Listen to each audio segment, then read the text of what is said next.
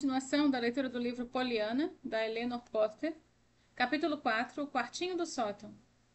A senhora Polly Harrington não se levantou para receber sua sobrinha.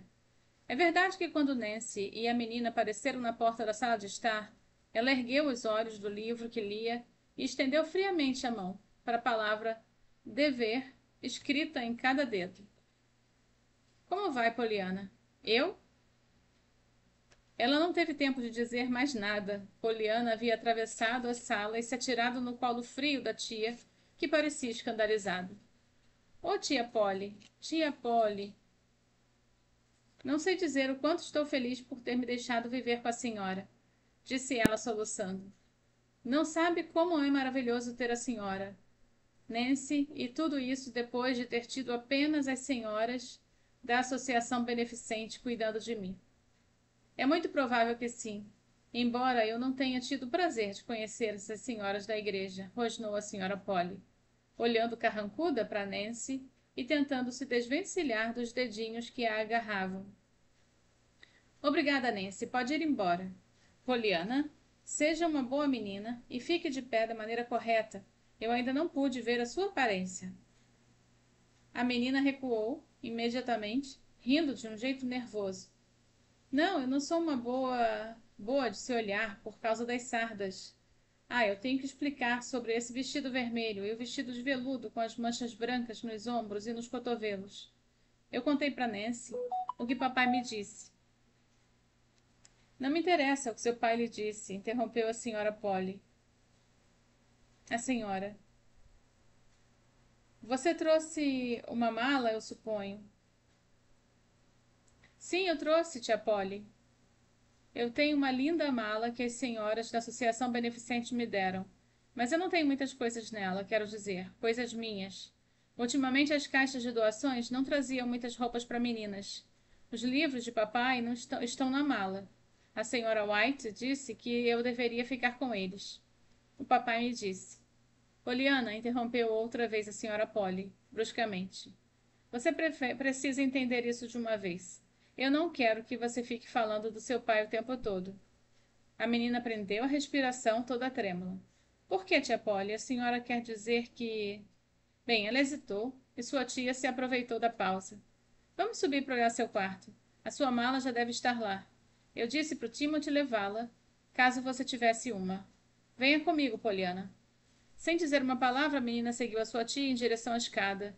Ela estava com lágrimas nos olhos, mas mantinha o queixo bravamente erguido. Afinal, eu devo ficar alegre. Que ela não queira que eu fale sobre papai, pensou Poliana. Talvez seja mais fácil para mim se eu não falar sobre o papai. Deve ser por isso que ela me pediu para eu não falar sobre ele. E Poliana, convencida da bondade da sua tia, disfarçou as lágrimas, transformadas em lágrimas de gratidão, e olhou para a tia com carinho. Subiram a escada, a senhora Polly ia na frente, a Poliana notou que a saia preta de seda da sua tia fazia um ruído agradável. E por meio de uma porta entreaberta, a menina viu um quarto com os tapetes e cadeiras estofadas de cetim. Sob seus pés um lindo carpete, mas parecia um relvado coberto de musgo. Por todos os lados molduras douradas e luz do dia brilhando através das cortinas de renda. Oh, tia Polly, disse encantada a menina. Que casa linda, linda! A senhora deve ser muito feliz com tanta riqueza. Aí Poliana, ralhou a tia, detendo-se. Eu estou surpresa com seu modo de falar. Por que, tia Polly, a senhora não é rica? Perguntou Poliana, sinceramente confusa. Não, Poliana, eu não cometo o pecado de me orgulhar dos bens que o senhor me concedeu, declarou a tia. Não fale em riquezas. A senhora Polly se virou novamente caminho em direção à porta da escada que levava ao sótão. Ela estava satisfeita por ter escolhido o quartinho para a menina. No início, a ideia dela era manter a sobrinha o mais distante possível e, ao mesmo tempo, acomodá-la onde não pudesse estragar nenhum móvel valioso. No entanto, ao perceber aquele caráter vaidoso aparecendo assim, tão cedo, ela concluiu que acertara ao destinar para a menina um quarto simples e modesto. Os pequenos pés da Poliana seguiam ansiosamente os passos da tia. Os seus grandes olhos azuis tentavam olhar para todos os lados de uma só vez. para que nada de belo ou interessante passasse despercebido. A maior ansiedade, porém, estava em sua mente, concentrada na emocionante questão que seria esclarecida a qualquer momento por trás de qual daquelas portas fascinantes estaria o seu quarto. O querido quarto com cortinas, tapetes e quadros, e que seria somente seu. Então, bruscamente, a tia abriu uma porta e começou a subir outra escada. Havia pouca coisa para ver ali. Paredes nuas e cor-de-rosa subiam lado a lado até espaços sombrios, em que o telhado quase tocava o chão, e onde estavam empilhadas inúmeras caixas e bugigangas. O lugar estava quente e sufocante. Sem perceber, Poliana levantou a cabeça para respirar melhor, e em seguida notou que a senhora Polly havia aberto uma porta à direita. Olhe, Poliana, aqui está seu quarto. E ali está a sua mala. Você tem a chave, não é? A menina fez que sim com a cabeça. Seus olhos estavam arregalados e assustados. A senhora Polly franziu a testa. Quando eu faço uma pergunta, Poliana, prefiro que me responda com palavras, e não simplesmente com movimento de cabeça. Está bem, tia Polly. Obrigada. Assim está melhor. Aqui você tem tudo o que precisa, acrescentou olhando para as toalhas penduradas nos cabides e para um jarro de água. Eu vou mandar a Nancy subir para ajudar a arrumar as coisas. O jantar é às 6 da tarde. Concluiu saindo do quarto e se dirigindo para a escada. Poliana ficou imóvel, em silêncio, olhando a senhora Polly ir embora.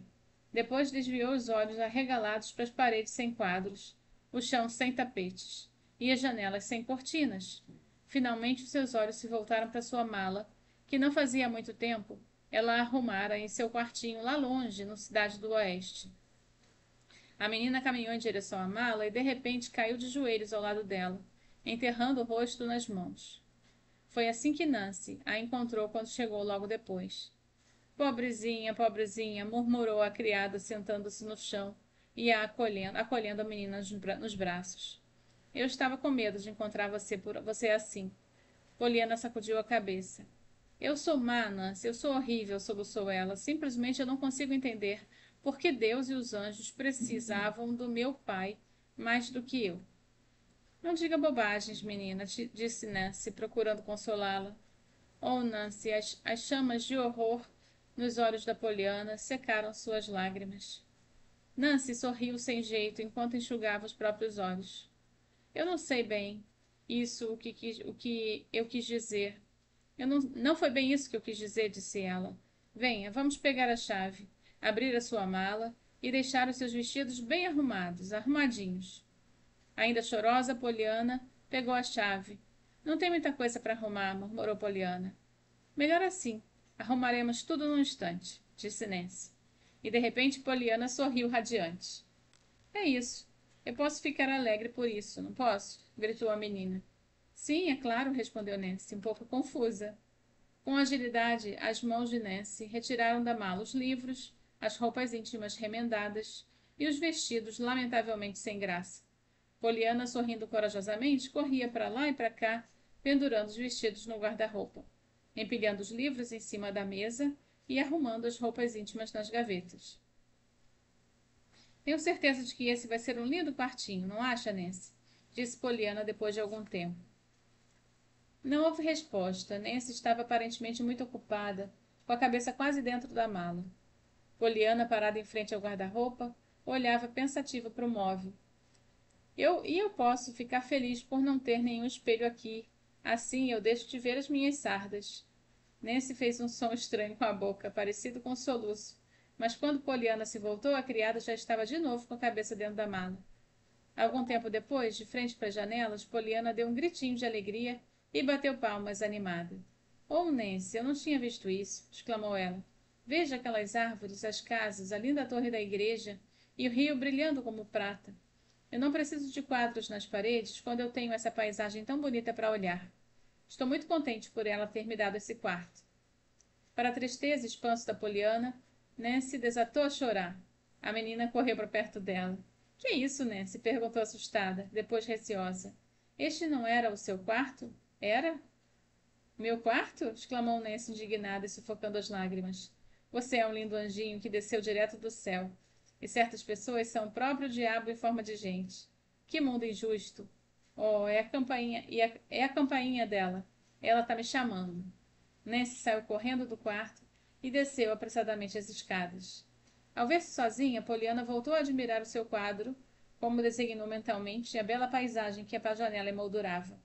Tentou abrir a vidraça, não aguentava mais aquele calor asfixiante. Parecia emperrada, mas com um pouco de esforço ela conseguiu abri-la.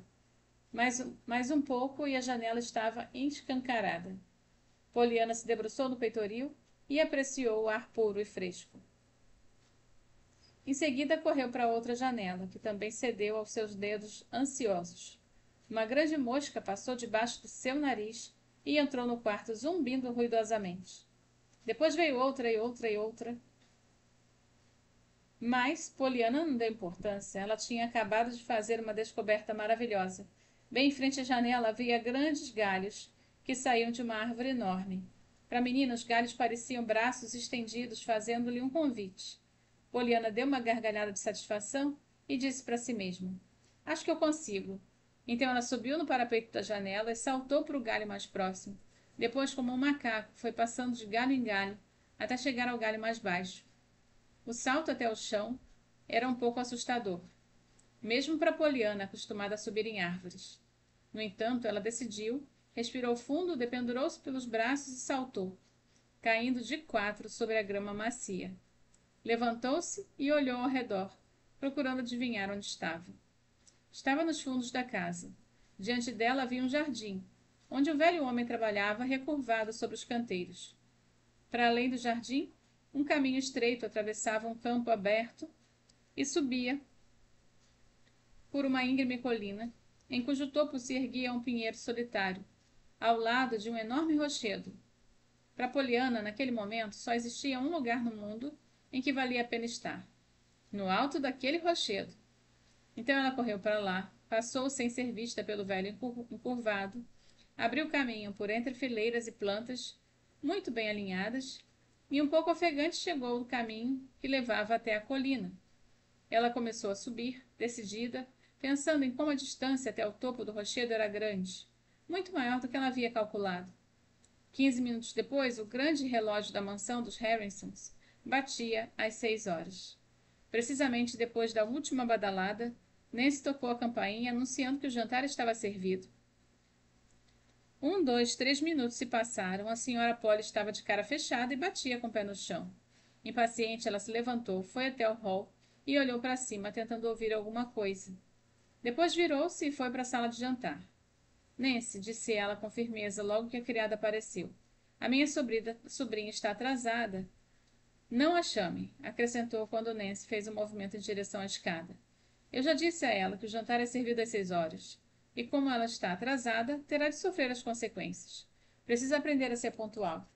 Hoje, ela só poderá comer pão e tomar leite na cozinha. Sim, senhora, disse Nancy.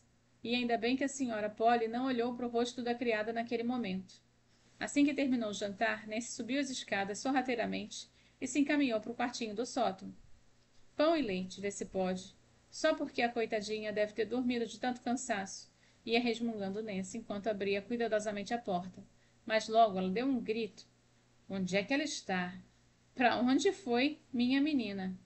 Perguntava ela, procurando dentro do guarda-roupa, debaixo da cama e até dentro da mala e do jarro de água. Depois desceu a escada aos pulos e foi ao encontro do velho Tom no jardim. Senhor Tom, aquela menina abençoada foi embora, lamentou quase sem voz. Ela desapareceu. Deve ter subido para o céu de onde veio, pobrezinha. E a tia dela me disse que para lhe dar apenas pão e leite na cozinha. A essa hora ela deve estar comendo a comida dos anjos. Eu juro que sim, eu juro que sim. O velho ficou de pé e estirou os músculos. Foi embora para o céu? Repetiu confuso e olhando para o brilhante pôr do sol no horizonte. Então ela virou-se com um leve sorriso e disse: Bom, Nancy, parece mesmo que ela está tentando chegar bem perto do céu. E apontou com o dedo torto para uma figurinha esguia que se erguia no topo do grande rochedo contra o céu avermelhado. Ela não vai embora, não. Não se depender de mim, disse Nancy. Se a patroa perguntar, diga que eu não me esqueci da louça, não. Foi apenas dar uma voltinha. Completou e saiu correndo em direção ao caminho que levava ao rochedo.